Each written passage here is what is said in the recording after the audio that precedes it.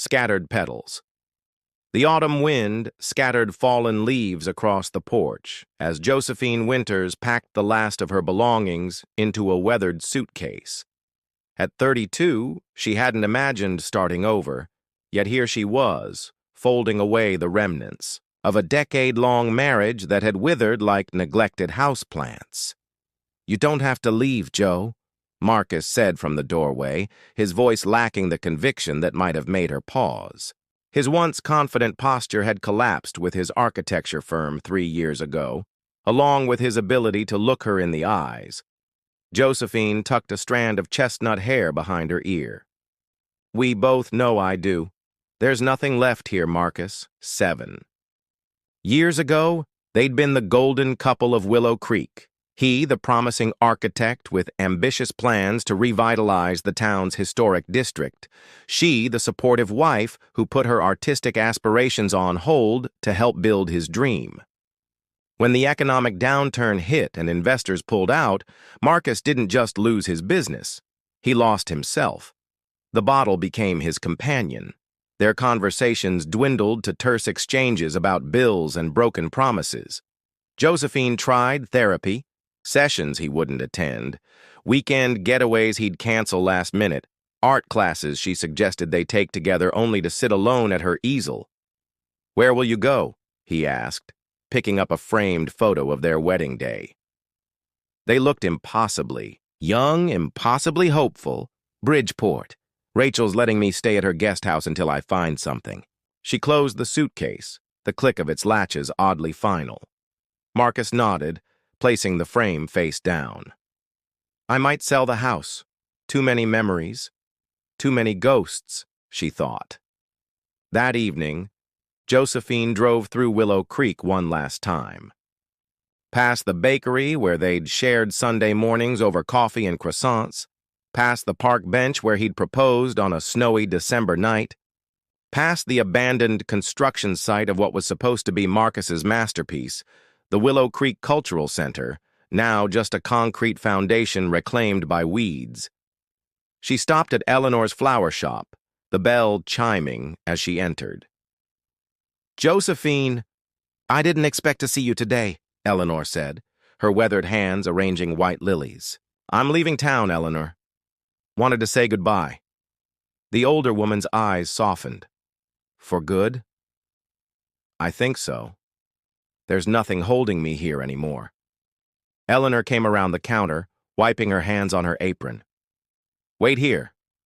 She disappeared into the back room, returning with a small wooden box. "Your grandmother left this for you before she passed. Said to give it to you when you needed guidance." Josephine opened it carefully. Inside lay a set of watercolor paints, worn but well preserved, and a folded note. Her grandmother's handwriting flowed across the paper. "When life scatters your petals, don't mourn. Find new soil and bloom again." Tears welled in Josephine's eyes. Her grandmother, the one who had taught her to paint, to see beauty in broken things, had somehow known this day would come. "Thank you," Josephine whispered, clutching the box. As she drove out of town, rain began to fall, blurring the road ahead. She thought of Marcus, probably sitting in their empty living room with a glass of whiskey, mapping imaginary buildings he'd never build. She thought of the life they'd planned, children they never had, dreams they never realized, conversations that faded into silence. For 5 years, she'd waited for him to find his way back, to her, to himself. 5 years of diminishing into a ghost in her own home, her paintings gathering dust in the attic, her voice growing softer until it disappeared altogether. Bridgeport was 4 hours away, a coastal town where no one knew her as Marcus's wife or the architect's widow, a term the locals had cruelly coined after his business failed, as if she'd lost her identity along with his success. Tomorrow, she would wake to the sound of waves instead of Marcus's restless pacing. She would unpack her grandmother's paints and face a blank canvas, terrifying in its possibility, liberating in its emptiness. Find new soil and bloom again, she repeated to herself as Willow Creek disappeared in her rearview mirror, scattered like petals in the wind. Canvas of solitude. The salt-tinged breeze of Bridgeport flowed through the open windows of Rachel's guest house as Josephine arranged her sparse belongings. The small cottage sat perched on a cliff overlooking the churning Atlantic, isolated enough for privacy yet close enough to town for practicality. "You can stay as long as you need," Rachel said, setting down a basket of local bread and preserves on the kitchenette counter. College roommates 15 years ago, they had maintained their friendship through sporadic calls and holiday cards. "The art community here is small but welcoming. I've mentioned you to a few gallery owners." Josephine managed a smile that didn't quite reach her eyes. "I haven't painted anything worth showing in years." "Then it's time to start again," Rachel replied simply, squeezing her hand before leaving. The first month passed in a blur of mundane tasks and restless nights. Josephine found work at the Salted Vine, a beachfront cafe where tourists lingered over brunch and locals gathered for evening wine. She served plates of lemon-drizzled fish and made small talk with strangers, grateful for conversations unburdened by history or expectation. Her grandmother's watercolors remained untouched until a storm kept her housebound one Sunday afternoon. The cottage groaned under howling winds as Josephine finally opened the wooden box, running her fingers over the worn brushes. She mixed the first color, a deep indigo that matched the turbulent sea outside her window, and hesitantly touched it to paper. The initial strokes were awkward, uncertain. But as the storm raged, something unlocked within her. She painted until her fingers cramped and her back ached, until the kitchen table was covered with studies of the tempestuous ocean. None were masterpieces, but they were honest, raw with an emotion she hadn't allowed herself to feel in years. By spring, Josephine had established a routine. Mornings at the cafe, afternoons painting in a small studio space she rented above the local bookshop. Her work evolved from seascapes to abstract explorations of separation and regeneration, fractured shapes reassembling into new forms, broken lines finding continuity in unexpected places. "These are quite remarkable," said Benjamin, the elderly, owner of Tidal Page's bookshop, when he climbed the stairs one evening to invite her to a poetry reading. "They remind me of kintsugi, the Japanese art of repairing broken pottery with gold. The breaks aren't hidden. They're highlighted as part of the object's history." Josephine paused, brush midair. "I've never thought of it that way. Sometimes it takes an outside perspective to see what we're really creating," he said kindly. On her 33rd birthday, Rachel convinced her to submit work to a local exhibition titled Emergence. To Josephine's surprise, all 3 pieces were accepted. Standing in the corner of the community gallery on opening night, wine glass clutched nervously, she watched strangers pause before her paintings, some moving quickly onward, others lingering, heads tilted in contemplation. "The middle one speaks to me," said a woman with silver-streaked hair, nodding toward Josephine's favorite piece, a fractured shoreline reconstructed with delicate threads of copper paint. "There's such vulnerability in showing where you've been broken." Josephine swallowed hard. "Thank you." That night, after the modest success of selling one painting, she walked along the moonlit beach. The tide had retreated, leaving behind tide pools filled with tiny, temporary ecosystems, evidence of life's remarkable adaptability. She thought of Marcus for the first time in weeks. A postcard had arrived last month. "House sold. Living in Portland now. Hope you're well." No return address. She hadn't replied, unsure what she could possibly say to the man who had once been the center of her universe, but now felt like a character from someone else's story. Summer brought tourists, and with them, more hours at the cafe. Josephine befriended Thomas, the chef with calloused hands and stories of his grandmother's kitchen in Spain. She met Diana, a marine biologist who taught her to identify shorebirds, and sometimes joined her painting at dawn when the beach was deserted and full of possibility. In these quiet friendships, undemanding, genuine, Josephine began to recognize herself again. The woman who loved early mornings and thunderstorms, who preferred the corners of rooms but had opinions worth voicing, who could laugh until her sides hurt at Thomas's kitchen disasters and sit in comfortable silence with Diana as the sun broke over the horizon. One year after arriving in Bridgeport, Josephine received an unexpected letter. The Meridian Gallery in Boston was hosting a regional emerging artists showcase and had seen her work at the community exhibition. Would she consider submitting a collection? Staring at the letterhead embossed with the prestigious gallery's logo, Josephine felt a flicker of ambition she'd long suppressed. That night, she began sketching concepts for a series she titled Reclamation, studies of abandoned spaces being reclaimed by nature, architectural fragments transformed by light and growth. As summer faded into autumn, Josephine worked with an intensity that surprised her. The cottage walls became lined with canvases, larger, bolder works than she'd ever attempted. When not painting or working, she explored forgotten corners of Bridgeport, the abandoned lighthouse keeper's cottage, the old shipyard, the ruins of a Victorian bathhouse. Photographing, sketching, absorbing the beauty of resilience. For the first time since leaving Willow Creek, Josephine felt not just alive, but awakened to possibility. The hollow space within her wasn't filling exactly, but transforming, like one of her tide pools, becoming its own ecosystem, sustaining something entirely new. Unexpected patron, the Meridian Gallery gleamed under Boston's autumn sunlight, its marble facade intimidating in its elegance. Josephine smoothed down her simple black dress, the only formal attire she owned, and clutched her portfolio tighter as she climbed the steps. "You must be Ms. Winters," the receptionist said, her smile professionally warm. "Mr. Castellano is expecting you."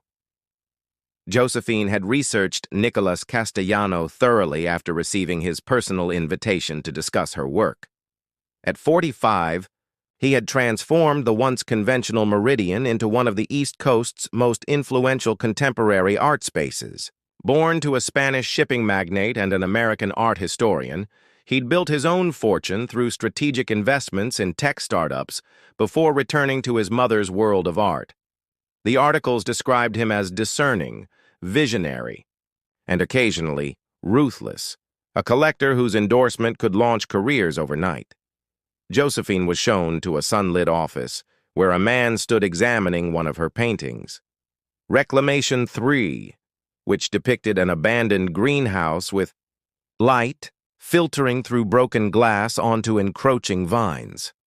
"The interplay between human structure and natural resilience is fascinating," he said without turning. "Particularly your use of light as a transformative element." When he faced her, Josephine was struck not by his looks, though his olive complexion and thoughtful dark eyes were certainly striking, but by the intensity of his focus. Nicola Castellano observed her as carefully as he had studied her painting.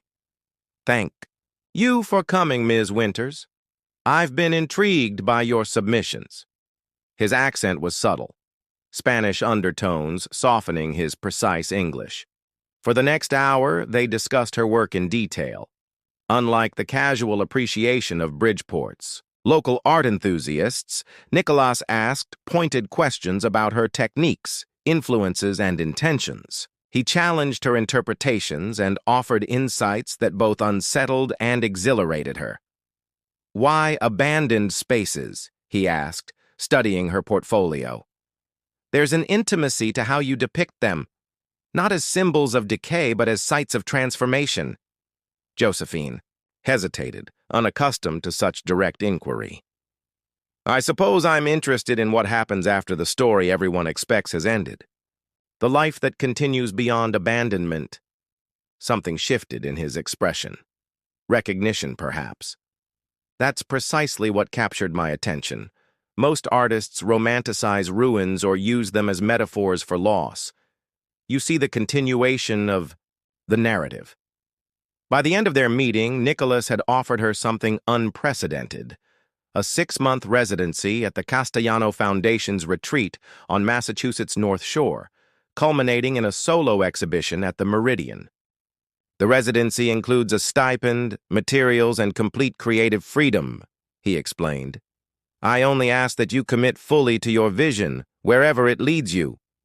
The Foundation's retreat turned out to be a renovated 19th-century textile mill overlooking the ocean, a massive brick structure with soaring ceilings and walls of windows. Josephine's assigned studio was larger than Rachel's entire guest house, equipped with everything an artist could desire. 5 other artists were in residence: a sculptor from Denmark, a multimedia artist from Tokyo, a poet from Lagos, and 2 American painters with established reputations. Communal dinners were held thrice weekly in the main house, where conversation flowed between discussions of light techniques and heated debates about the art world's politics. Nicholas visited monthly, spending time with each artist. During his first review of Josephine's progress, she found herself unexpectedly defensive of her newest experiments, abstract studies that departed from her previous architectural focus. "They're not ready," she said, attempting to direct his attention to more finished pieces. "Show me anyway," he insisted gently.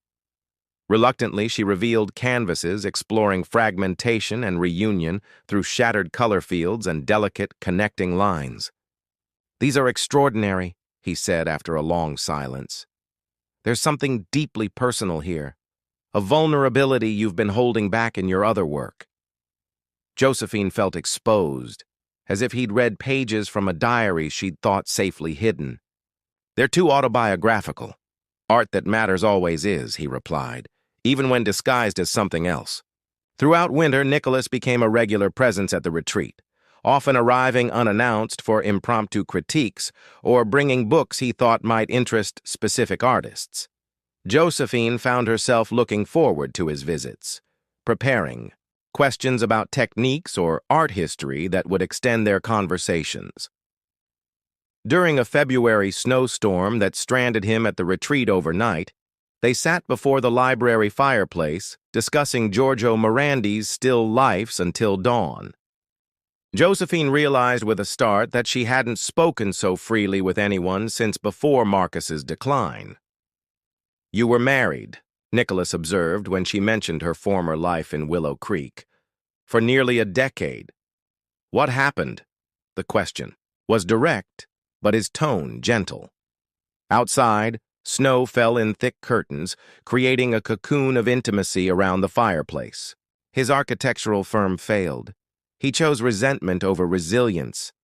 Eventually, there was nothing left of us. Nicholas nodded slowly. "My first gallery bankrupted me at 28. I lost everything, including my fiancée. She couldn't bear the uncertainty." "I'm sorry."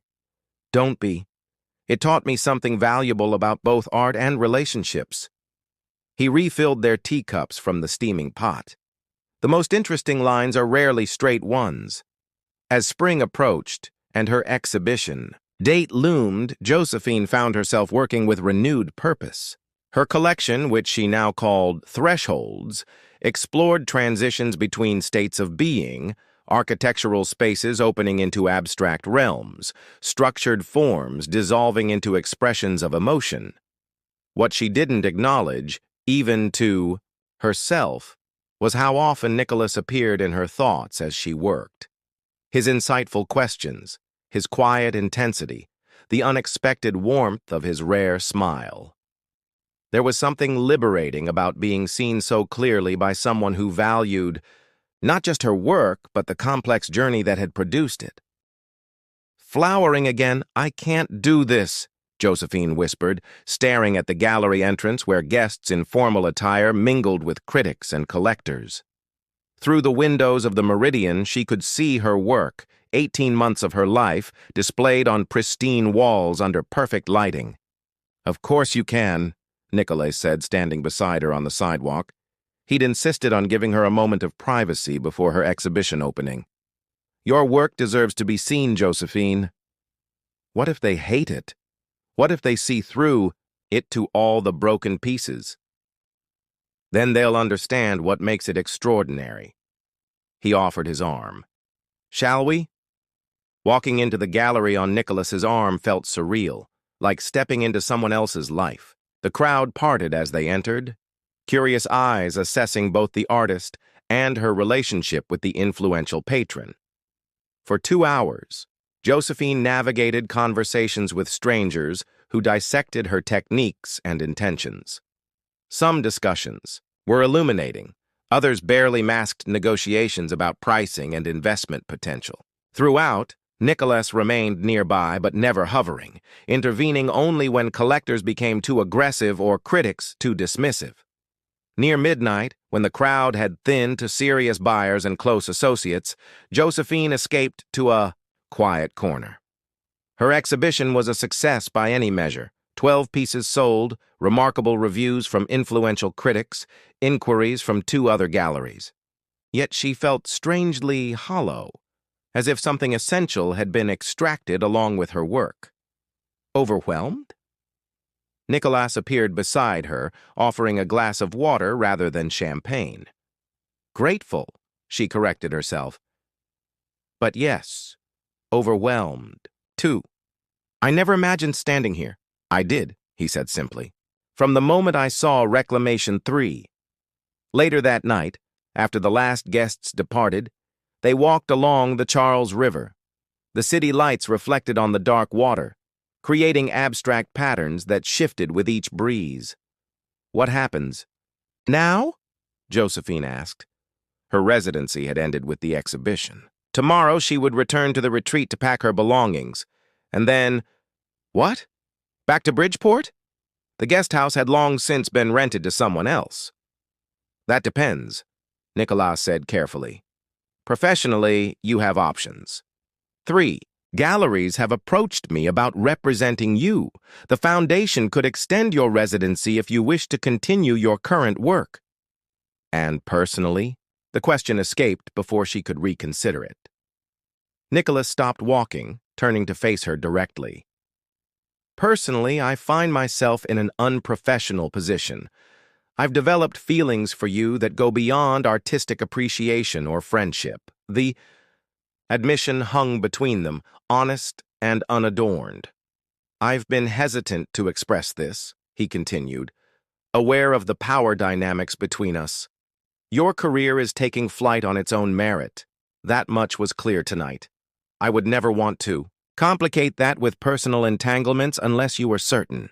Josephine studied him in the moonlight.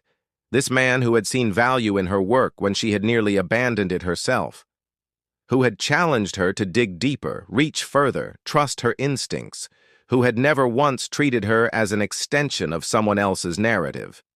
I've spent the past year rebuilding boundaries, she said carefully, learning to trust my own voice again. I'm not sure I'm ready. I understand, he said, stepping back slightly. No, she touched his arm. I mean, I'm not sure, but I'd like to discover the answer. Slowly. Their relationship evolved with deliberate care over the following months. Josephine accepted a studio space in a Boston arts collective while maintaining her artistic independence. They established boundaries. Nicholas recused himself from decisions regarding her work at the Meridian, introducing her instead to other curators and mentors who could guide her career without complication. Their personal connection deepened through small moments rather than grand gestures. Conversations about books that stretched until dawn, quiet, mornings in her studio where he sketched while she painted, weekends exploring forgotten coastal towns where neither of them had history. In autumn, almost a year after her exhibition, Josephine received news that the Museum of Contemporary Art in Chicago wanted to include 3 pieces from Thresholds in their biennial showcase. That evening, celebrating over dinner at Nicholas's Beacon Hill townhouse, she found herself describing Willow Creek, the autumn light on the abandoned cultural center, the way snowfall transformed the town square, memories she hadn't revisited in years. Do you ever think of going back? Nicholas asked, pouring more wine. Josephine considered the question. I've thought about it recently. Not to stay, but to see it through different eyes. My mother still lives there, though we're not close. And there's the matter of my grandmother's house. It's been sitting empty since she passed. Perhaps it's time, he suggested, to close that circle. Later that night, curled against him in the darkness, Josephine realized what had changed. She was no longer afraid of her past, neither the happiness she'd once known there nor the pain that followed. Both were simply colors on her palette now, elements she could incorporate or set aside as she created her future. Would you come with me? She asked. To Willow Creek? His arm tightened around her. If you want me there. I do, she said, surprising herself with the certainty in her voice. I want you to see where I began. Full bloom homecoming. Willow Creek appeared through the windshield like a painting from someone else's collection. Familiar in composition, yet strange in emotional resonance. 3 years had passed since Josephine had driven away in tears, her life packed into a single suitcase. It's smaller than I imagined, Nicholas said as they passed the town's welcome sign, its paint freshly renewed, but the design unchanged. Everything is, she replied, navigating streets that felt narrower, buildings that seemed more weathered than in her memory. They checked into the Willow Creek Inn, a refurbished Victorian house on Maple Street where Josephine had once attended a friend's wedding, but never stayed herself. The innkeeper, Harriet Lowell, betrayed no recognition of Josephine's name when they registered, something for which she was quietly grateful. I'd like to visit my grandmother's house first, she told Nicholas after they'd settled in, before seeing anyone else.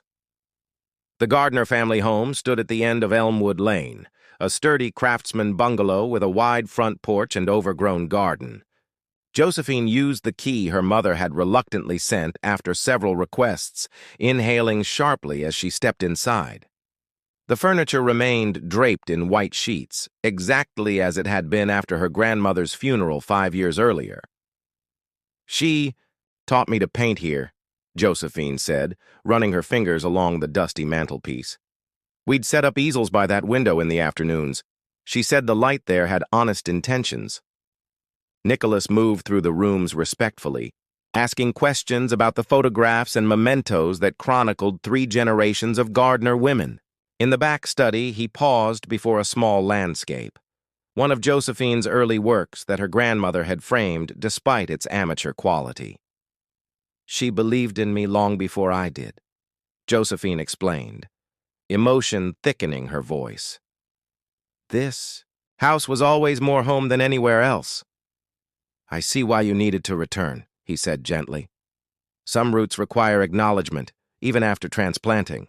That evening, they dined at Rosewood's, the only upscale restaurant in town, where Josephine had once celebrated her engagement to Marcus.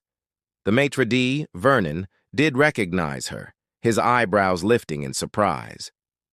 Ms. Gardner, it's been years. Lovely to have you back in Willow Creek. Whispers followed them to their table, subtle but persistent reminders that small towns preserved stories long after their protagonists had moved on. Josephine felt a moment of anxiety before Nicholas's. Steady presence anchored her. People are looking at you because you're radiant, he murmured, misreading her discomfort. That green dress was an excellent choice, she smiled, grateful for his misinterpretation. Let him believe the attention was merely curiosity about strangers rather than the resurrection of old gossip. The next morning, Josephine visited her mother, a brief, stilted encounter at the elder Gardner's immaculate townhouse. Caroline Gardner had never approved of Marcus, unstable foundations, she'd warned before the wedding, but had been equally critical of Josephine's departure. Gardner women don't abandon commitments. You look well, her mother conceded after awkward exchanges about health and weather. This art career seems to agree with you. It does, Josephine replied, declining to elaborate on her success or introduce Nicholas, whom she'd asked to wait at the inn. Some bridges could only bear so much weight at once. As they walked through town that afternoon, Josephine showed Nicholas the remnants of her previous life. The community center where she'd taught children's art classes, the park where she'd sketched on summer afternoons, the abandoned foundation of the cultural center that had been Marcus's downfall. It could have been beautiful, she admitted, standing before the weed-choked concrete. His vision was always compelling, even when his execution faltered.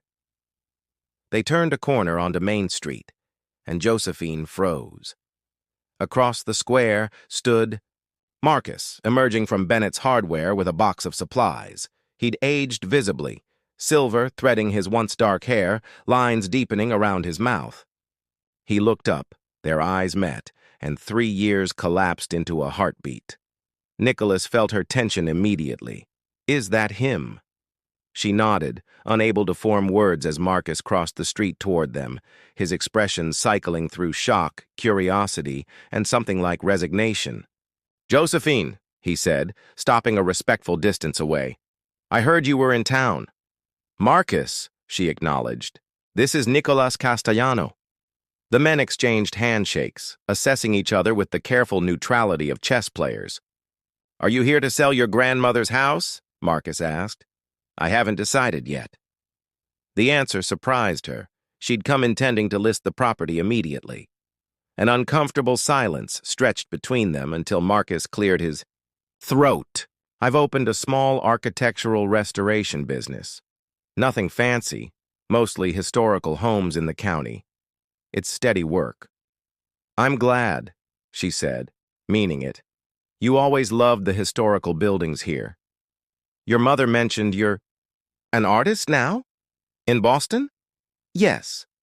She offered no elaboration, no invitation to see her work or hear about her exhibitions. Some doors needed to remain closed. Marcus nodded, understanding the boundary. "Well, I should get back. These crown moldings won't install themselves." He hesitated, then added, "It's good to see you, Joe. You look at peace." After he walked away, Nicholas squeezed her hand. "Are you all right?" Strangely, yes. She watched Marcus's retreating figure with detached compassion. "He seems better. Smaller somehow, but more stable. And how do you feel, seeing him again?" Josephine considered the question carefully, like looking at a preliminary sketch for a painting that ultimately took a different direction. "I can appreciate what it might have become, without wishing to return to it." That night, sitting on her grandmother's porch swing as twilight softened, Willow Creek's edges, Josephine made her decision. "I don't want to sell the house. Not yet." Nicholas sat beside her, their shoulders touching comfortably. "What are you thinking?"